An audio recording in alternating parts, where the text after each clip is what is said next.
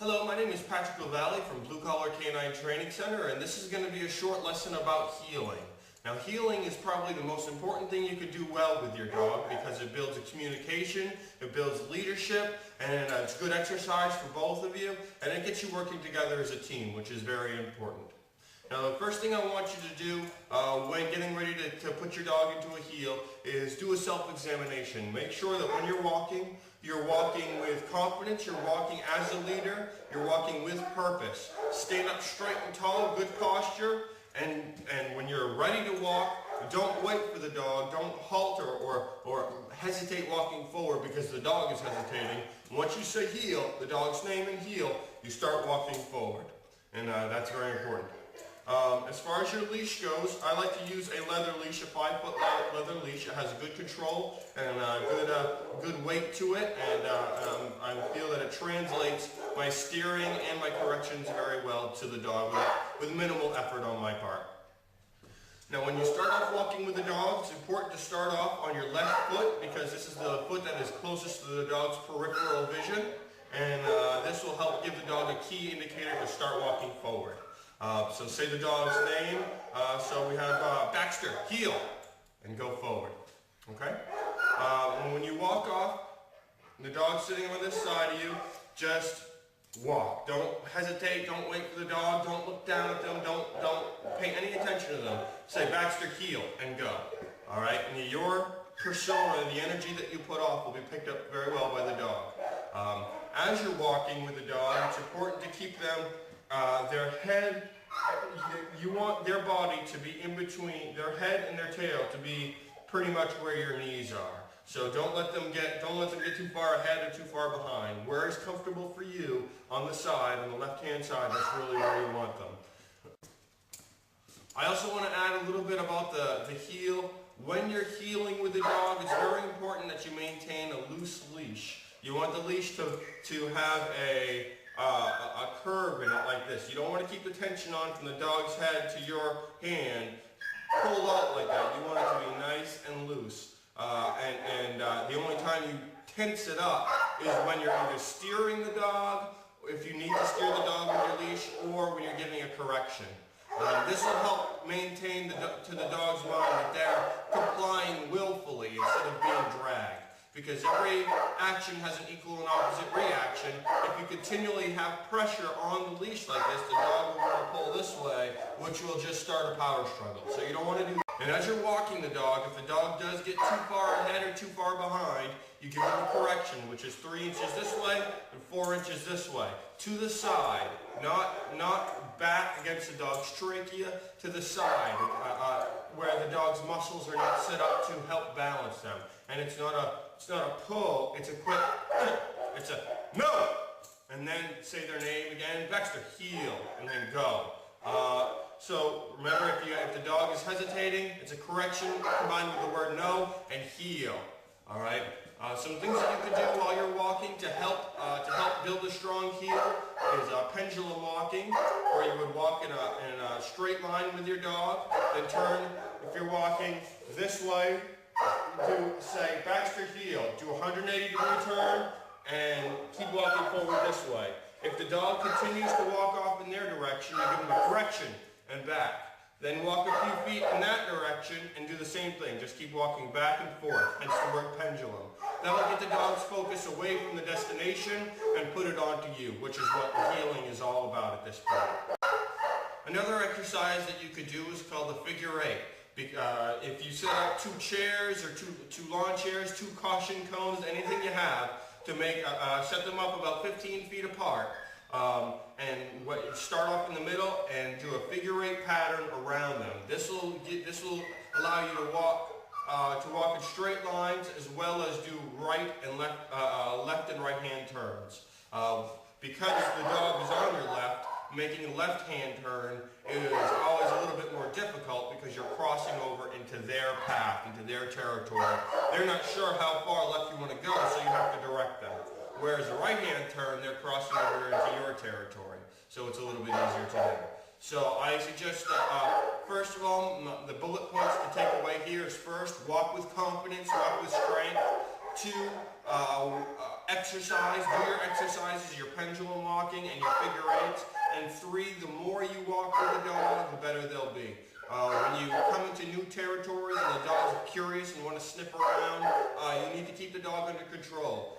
If the dog is seeming to get unfocused and out of control, have him do a command. Have him do a sit and stay and just wait for a minute until the dog calms down, and then heel again and keep going forward again. You keep doing these things and the dog will eventually pick up on your rhythms and your movements, and then you'll really be able to heel very well. But the most important thing is walk with confidence and practice, practice, practice. Once you get this down, this is the biggest thing out of all the basic obedience training, I would say. A strong on-leash heel is a huge thing. I strongly suggest you practice as much as possible. Thank you. Hello, this portion of the program is going to be about sitting. When you are walking with your dog and you have your dog on heel,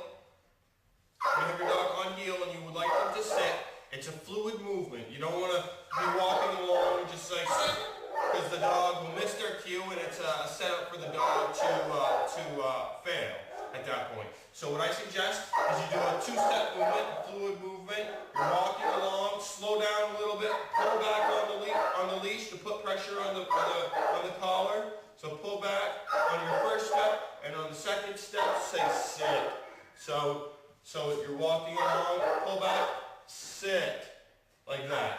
So it's a 2-step movement. It gives the dog a chance to understand what you want of them and what you expect of them, especially if they're just learning.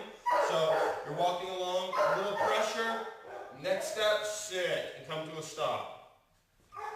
Now, what I suggest if the dog does not sit for you, continue applying upward pressure on the collar. This will make the dog feel a little bit uncomfortable until they decide that they want to eventually put their butt down and sit. And continue the command. Now, if they still do not continue, I suggest a correction. No, sit. Now, that's what you want to do. If the dog does not comply with your commands after you've asked them to do that, and you've applied pressure, it's time for a correction. And just a light correction, 3 inches this way, 4 inches this way, at an angle, not straight back, at an angle. So it's, no, sit, and have them sit down. Now, after that, it's your choice if you'd like to go for a heel or a stay. So that's up to you. But I suggest walking a little bit, having them sit, then heel again, walk a few more feet and sit. Practice this a few times, and the dog will get your cues and get your personal style and start picking up on what you want them to do. Another good technique if your dog is not sitting is if the dog is in a standing position next to you here, pull back on the leash, slide your fingers down to the base of the spine where the spine meets the tail, and put a little bit of pressure, not pushing down, but rolling back while pushing up here. So you pull up on the leash, then you roll the hips back a little bit, and this will. So remember, the points to take away here. It's a pull back on the leash, a step, sit, and as soon as the dog's butt touches the ground, take the pressure off. The second the dog's butt hits the ground, take the pressure off. That's the reward. Okay, we're going to talk a little bit about lying down. Now you're heeling the dog next to you. You put them in a sit, which is the hand command for sit. Then when the dog's in the sitting position, the hand command for down is flat hand going down. So it's down, down, down, in front of their face so they can see it. They can see the hand command, down. If they do not go down right away, you give them a little correction, no, down. And if they still do not go down, then you have to take it to the next level, depending upon where the dog is in their training and where the physical size of the dog and a few other factors. One good way to help urge the dog to go down is using your leash. Drop all the slack out of the leash like this, so you have a U going from your hand to the dog's head. Have the slack touch the ground, and then put your foot on the slack and give a little bit of downward pressure. Don't stomp your foot and don't jerk down, but put a little bit of downward pressure on your foot and say down while you're doing it to help urge the dog, to help direct the dog that, yes, oh, they want me to go down. So that's what I'm going to need to do. So just a few hints that'll help the dog go down. In the training process, sometimes it's okay to, when the dog's first starting to learn to lie down, the dog's in front of you, to put your hand down like this, to urge the dog's hand down. If you're standing in front of the dog, down. Big hand movements like this, so they understand down. If the dog's just learning to go down, it's okay to get down a little bit further and guide your hand down to the ground so to help urge them. Every dog learns differently. Some little tricks might help some dogs and not help other dogs, but you'll find the rhythm of where your dog is at, and you can employ whatever tool you feel is necessary. But usually, I don't find it necessary to go beyond these steps. All right? Thanks very much. Hello, we're going to talk a little bit about the stay command now. Now, the stay command is a very important thing to do, and I suggest after your dog gets the idea of stay, you work on it a little bit at a time, a little bit longer each time, a little bit longer each time, and step away from the dog. Give this a little bit of distance between you and the dog, and increase the distance each time so you can give the dog an idea that even if I'm across the room, you need to lie down and stay. So the hand command is very simple. It's just your hand flat-faced towards the dog's face like this, combined with the word stay. Now that'll help punctuate to the dog that you want them to stay. Now again, once you do that, you should be able to take a step away. What we do here with the basic obedience test is we tell the dog to sit and stay, and we walk a circle around them. Then we walk a circle around the other way, and they sit and they stay. If the dog gets up, correction combined with the word no, and put them right back into sit and stay, or lie down and stay, whatever position you'd like them to be in to stay. But if you work on this and increase it in time, you'll find that the dog will very much get the idea of what you want them to do. So practicing this, just like everything, is paramount to success. Okay? Thanks. Hello, we're going to talk a little bit about the come command. Typically for the basic obedience, everything is done on leash, but you can take this off leash. If you practice it, you can eventually take this off leash, but it's best to start on leash. What I like to do is I like to heel my dog and have him sit and stay, turn around to face them, take a step back, and then this is one of the only times in my mind where it's a good idea to bend over a little bit. Every other command you should be standing up straight. So bend over a little bit, hand out and say, come, come. And as soon as they start coming, good, good, good, good. And back up a little bit, wind up your leash, and right as they get to you, sit. Give them the sit command so they sit right in front of you. So, heeling with your dog, sit, stay. Right foot around, back up, come. Good, good, good, good, good, good, good, good. Sit, stay. Okay, you practice that with that tone in your voice, a little bit stronger tone in your voice, except when they're doing something really great and you rise it up to good, good, good, good, good, good, good, to let them know that you're doing something good, that you're doing what you want them to do. That's what dogs need. Dogs need communication to punctuate that you're doing the right thing. Once the dog gets to you, you can either have them sit, you can stay, and grab their leash and walk with them, or it could be the end of your training session, whatever you'd like. But at that point, once the dog comes in front of you and sits and stays, I would praise them and then move on. All right, so that is the come command. That is all with the leash on. Now, if you get to the point where you'd like to take the leash off, feel free to do that. A good transition between having a leash and not having a leash is using some kite string or using some fishing twine, something where the dog can't say that they're on leash, see that they're on leash. But when you back up and you say come, if they don't come, you still have the ability to give them a little tug to urge them to come to you. And then eventually, when you work at great distances and do what we call the off-leash recall, I I think it's okay to employ treats at this time. You can use a little treat when the dog is across the lawn and you have them say, come here Baxter, or come Baxter, and the dog actually comes to you. It's a great idea to give them a little treat, to show them that when they come from across the yard, it's a great time, it's a party time, and you're very happy to see them, and good things happen. I don't suggest having them come to you for a reprimand or having to come to you for a punishment if they're in trouble, because that will program them that sometimes when I go back to my master that there could be problems, and I don't want to do that. So make it a good time, and eventually after that becomes behavior, you won't have to use as much praise, you won't have to use as much treats or anything like that. It'll be a behavior that is learned, and it becomes instinct. So if you go from there and practice these tips, I'm sure you'll have some success. Thanks very much. Hello, I'd like to talk a little bit about dog training philosophy a bit. One of the most common mistakes I see people do, it's not even really anything physical. It's more about their demeanor. It's more about how they carry themselves and how they project their image of themselves to the dog. Most people who come here love their dogs very much, or they probably wouldn't be here. They need some help. So I see a lot of people treating their dogs as if they're sensitive children.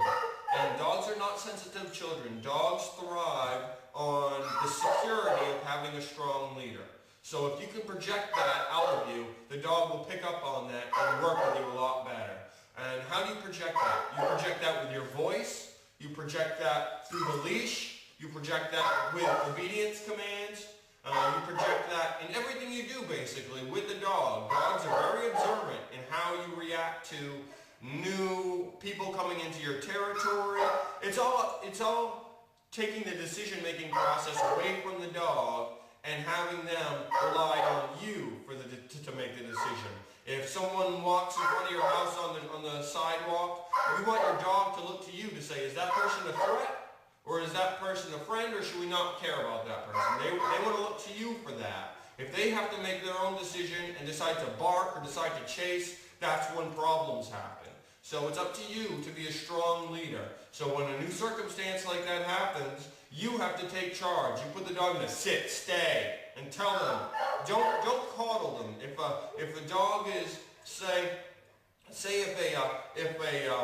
if a stranger is walking by your house and the dog's barking, do not go up to them and say, oh, it's okay, there's no problem. Don't treat them, don't coddle them. That's a human behavior, that's a human reaction. We're trying to comfort the dog. All you're really doing is telling the dog is that our behavior is okay and it's acceptable. If the dog is barking at somebody who's walking across the sidewalk or knocking at your door, and your dog is having an unwanted reaction, you need to be strong then. That's when you need to say, no, sit, stay. You put them in a command, take charge, be the leader. That's what the dog wants. The dog is looking to you to see how you're going to react. If you react with fear, the dog will maybe take a more defensive stance. If you react with confidence and leadership, the dog will then be programmed to say, well, that person's in charge, I'll follow their lead. Most dogs don't want to be in charge where people are concerned. The dogs that are in charge, in their people pack, is because the people have neglected their leadership skills, their leadership abilities, and it's really important to take that back. And that's what basic obedience is all about, taking the decision-making process away from the dog through your leadership and through your strength and putting it onto yourself. Now, if you can understand that underlying philosophy in all these exercises, you're doing very well, and the details will work themselves out. But just as long as you're a strong, consistent leader that shows affection and love, but strength and determination when you need to, the dog will respond to that. And you do that with your actions, and you do that with obedience training, you do that with your voice, and you do that with your energy, how you feel, where you project yourself. It's very important because dogs pick up on all that. And sometimes it takes practice, but after it's achieved, you will find you have much better results with your dog. All right? Well, thank you very much. I appreciate it. Have a great day.